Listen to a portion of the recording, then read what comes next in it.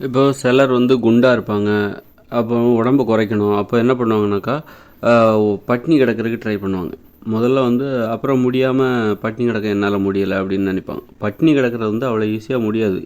அதாவது திடீர்னாலும் நல்லா சாப்பிட்டுட்ருக்கீங்க, நீங்கள் பட்னி கிடக்கணும்னு நீங்கள் இன்றைக்கி முயற்சி செய்கிறீங்க அப்படின்னா, இன்றைக்கே உடனே உங்களால் பட்னி கிடக்க முடியாது. நீங்கள் தொடர்ந்து போராடணும். தோல்வியில் தான் அது முடியும். கடைசியில் அது வெற்றி அடையும். அது எப்போனாக்கா 1 மாதம் கழித்து தான் வெற்றி அடையும். இன்றைக்கி நீ முயற்சி பண்ணிங்கனாக்கா, நல்லா பூரி பொங்கல் இப்படி சாப்பிட்டுட்ருக்கீங்க. இப்படி சாப்பிட்டு உடம்பு குண்டாயிடுச்சு.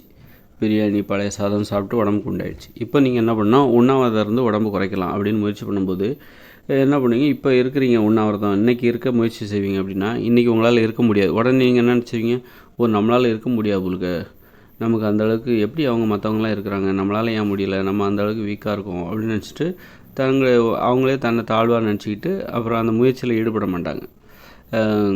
நம்மளால் முடியலை அப்படின்னு நினச்சிப்பாங்க. ஆனால் உண்மை என்னென்னாக்கா, எல்லாருக்குமே முதல்ல எடுத்த உடனே அது வெற்றியில் அடையாது.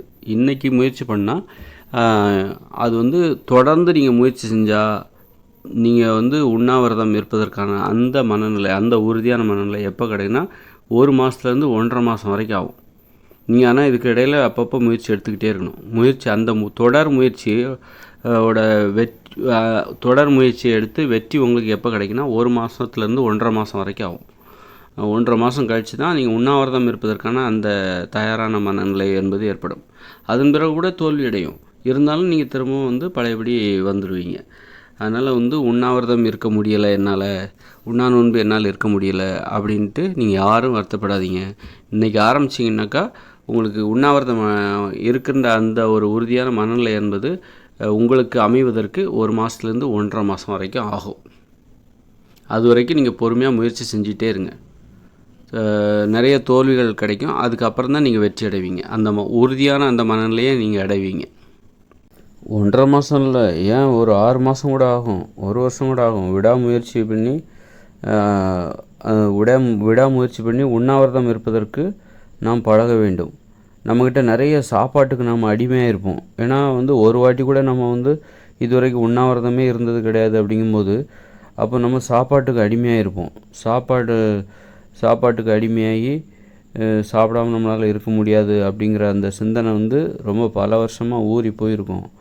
அப்போது அதுலேருந்து நம்ம விடுபடணுன்னா அது ஒரு 1.5 மாதத்துலலாம் முடியாது. பல வருட கால அடிமைத்தனம் அது.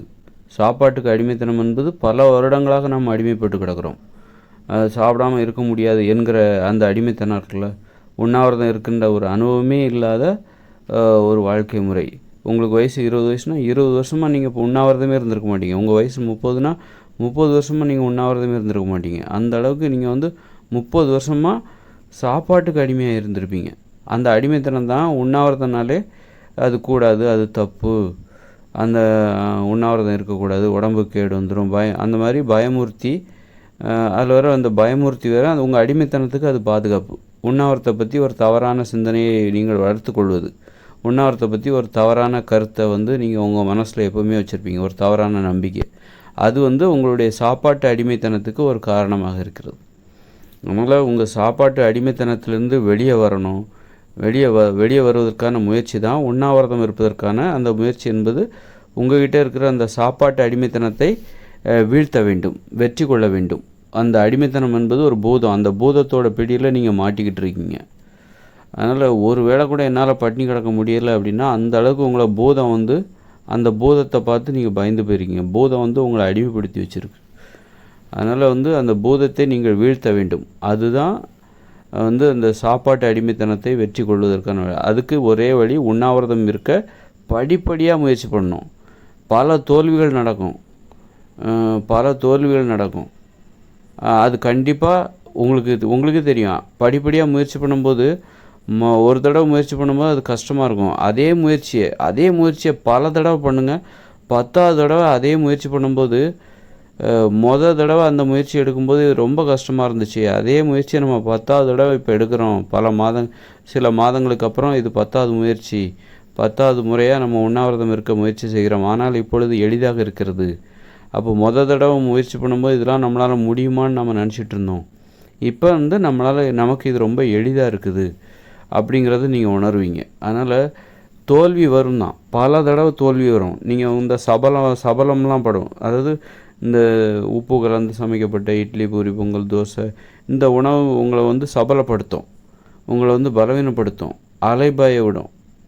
ஆனால் மீண்டும் மீண்டும் நீங்கள் முயற்சி பண்ணும்போது, முதல் முறையாக நீங்கள் முயற்சித்த போது உங்களுக்கு கடினமாக இருந்த அந்த உண்ணாவிரதம் என்பது 10வது முறையாக முயற்சிக்கும் போது எளிதாக மாறுவதை கண்டுபிடிப்பீர்கள். அப்போ இதுதான் வந்து விதிமுறை. எதுவுமே பல தடவை முயற்சி பண்ணும்போது, மொதல் தடவை முயற்சி பண்ணும்போது கஷ்டமாக தான் இருக்கும்.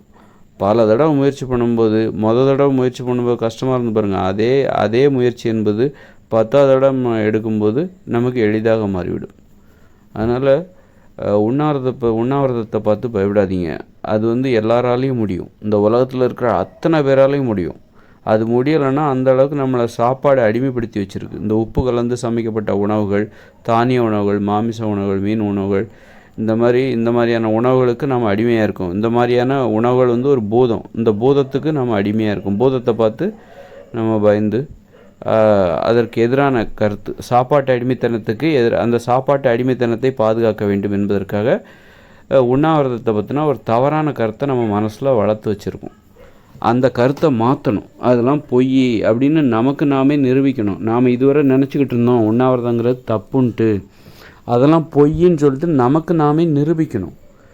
அதுதான் நிரூபித்து உண்ணாவிரதங்கிறது எல்லாராலையும் முடியும், நம்மளாலையும் முடியும், எல்லாராலையும் முடியும். அது ஒன்று தான் ஒரே தீர்வு.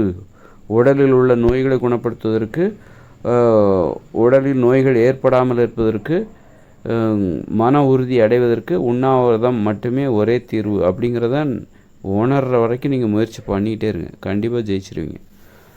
அது சர்வசாதாரணமான விஷயம். உண்ணாவிரதம் இருக்கிறதுலாம் உங்களுக்கு சர்வசாதாரணமான விஷயம் சொல்ல முடியாது. நீங்கள் வந்து 4-5 நாள் 10 நாள் கூட உண்ணாவிரதம் இருப்பீங்க. அந்த அளவுக்கு உங்களுக்குள்ளே இருக்கிற அந்த மன உறுதி என்பது உங்களுக்கு வெளியில் வரும். உங்களை பார்த்தா உங்களுக்கே ஆச்சரியமாக இருக்கும்.